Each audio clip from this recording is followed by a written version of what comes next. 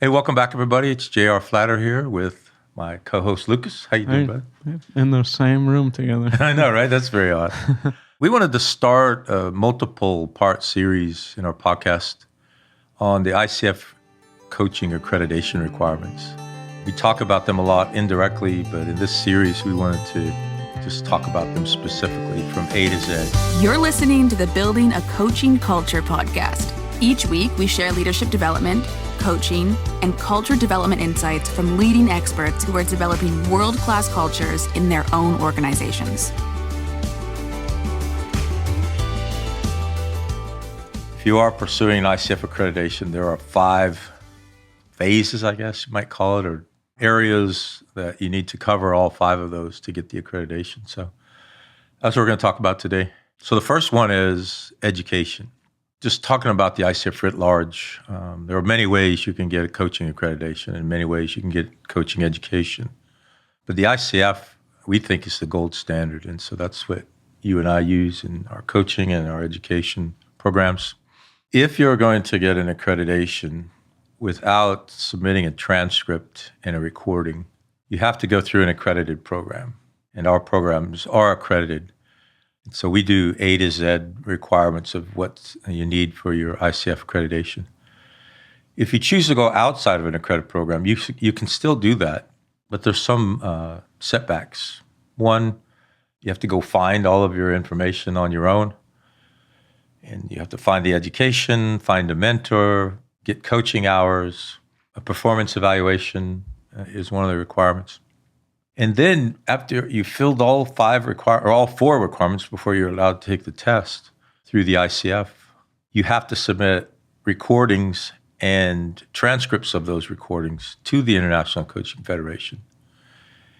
And an assessor will assess your performance in those recordings and in those transcripts.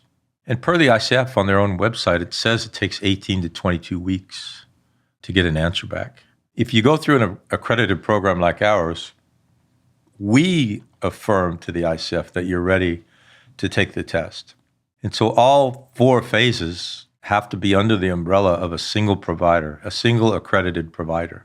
So it's much more advantageous to take all of your education, get your experience, do your performance evaluation, get your mentor coaching from one provider before you put in your application and schedule to take the final exam, the ICF coaching exam.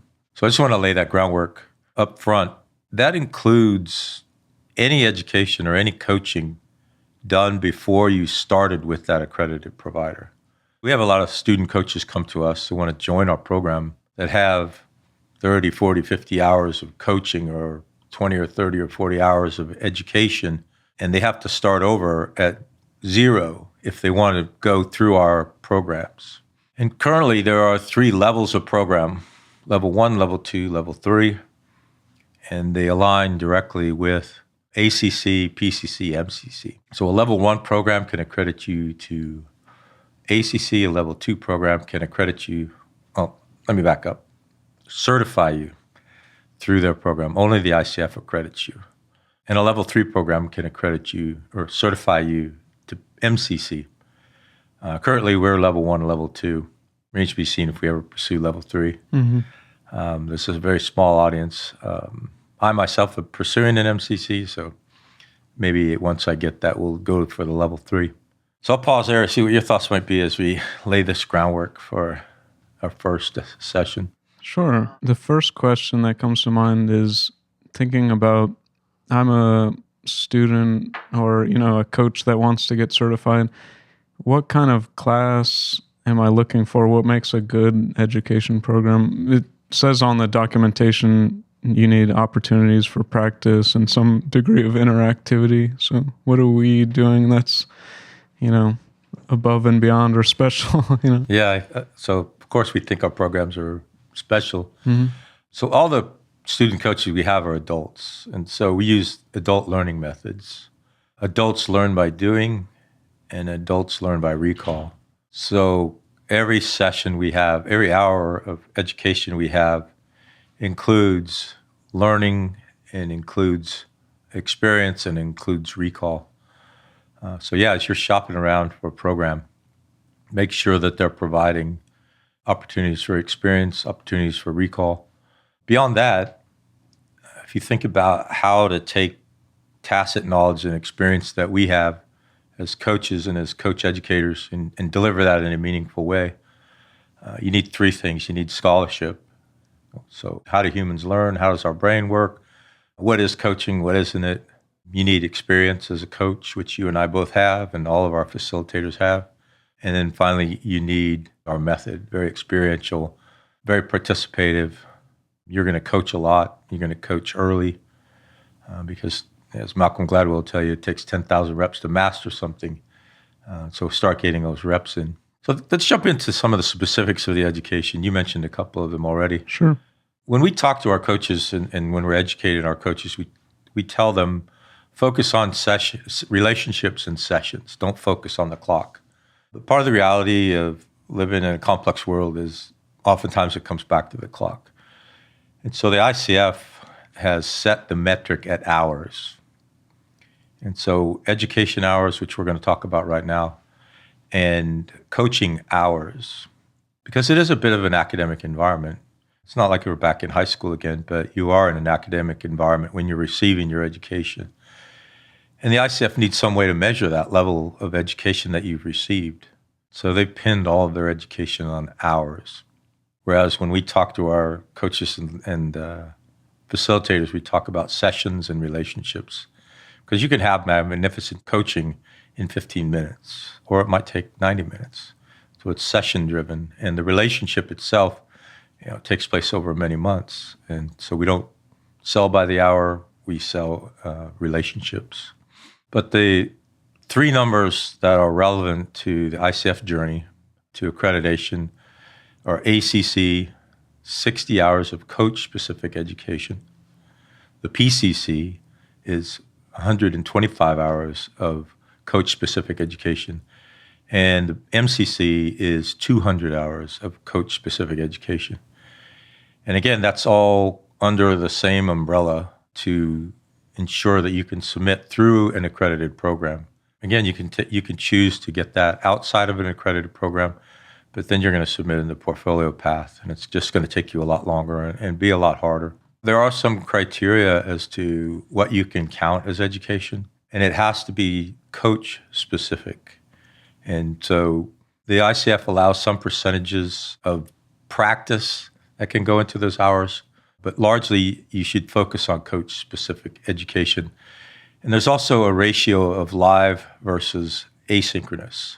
So within the 60 hours of education or 200 hours, there's a ratio that the ICF has of 80% or greater has to be coach-specific. Mm-hmm.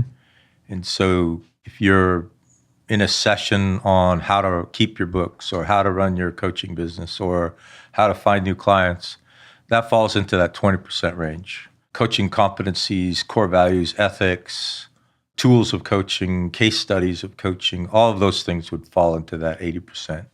I just had one question on the kind of level of experience that you might come into these hours with. So I know that Flatter Leadership Academy, we do introductory boot camp, and then they can jump into live coach training that goes, a rolling basis. Do you recommend kind of knocking out the core competencies? Yeah, that's a great question. So we have people come to us from many directions, and I'm sure to other programs as well. And depending on where they came from, it would be the answer to that question. If they're entering through one of our 30-hour seminars, which day one of that 30 hours is the fundamentals, then when they walk away from that 30 hours, they're fundamentally prepared to begin their coaching journey. And they can jump right into live coach training, and they can jump right into mentor coaching. There aren't any requirements in sequencing those. You could come straight to the live coach training in the evenings, but you're probably not going to be ready unless you're familiar with coaching and you've read about it. You might have read a couple of good books, or you might have watched some YouTube videos, however you got your familiarity. But I would still recommend, we have asynchronous training for the fundamentals of coaching. and it's 6 hours. 6 hours of the fundamentals. I would strongly recommend, if you were going to go straight into a coaching program, that you learn what are those fundamentals. What are the core competencies? What are the differences between coaching and other things?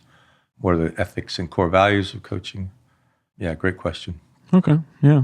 One thing I'd like to make sure we point out with regard to education, the ICF allows 50% of your education to be asynchronous, not live. And we have an asynchronous catalog, but we do not recommend that you consume 50% of your education through asynchronous. You just can't reproduce the intimacy of being in a cohort, learning from other adults who are learning how to be coaches in a live environment. The most I would recommend is the 6 hours of fundamentals. If you just wanted to jump right in to live coach training, you don't have time in your calendar to attend a 30-hour coaching certification seminar, and you want to get started, maybe you don't want to wait until the next iteration of the 30 hours. You can, and a lot of people do, but take those 6 hours of fundamentals asynchronously, log them in as asynchronous, and then receive the other 40 or 54 hours live. It might take you a little longer, but your educational experience is going to be significantly richer. Yeah, talk about that. The feedback and practice, it's absolutely. almost, not really feasible to do that unless it's live. Absolutely. And then I'm sure you've heard, the 50% live async, 80% of the hours must be ICF, core competency specific. All of these numbers will collect on a checklist that includes all 5 of these requirements. So after you watch this video, you can use that as a resource. All right. Thanks for joining us. That's the end of part 1, talking about the ICF requirements for coaching education. Join us for our next session. We'll be talking about the experience requirements needed to get an ICF accreditation. Thanks, everybody. Well, that concludes this episode of Building a Coaching Culture. I truly hope that this episode was helpful to you. If it was, be sure to follow us wherever you listen to podcasts. Maybe stop and give us a rating or a review, and share this podcast with someone who might find it helpful as well. Thanks again, and we'll see you next time.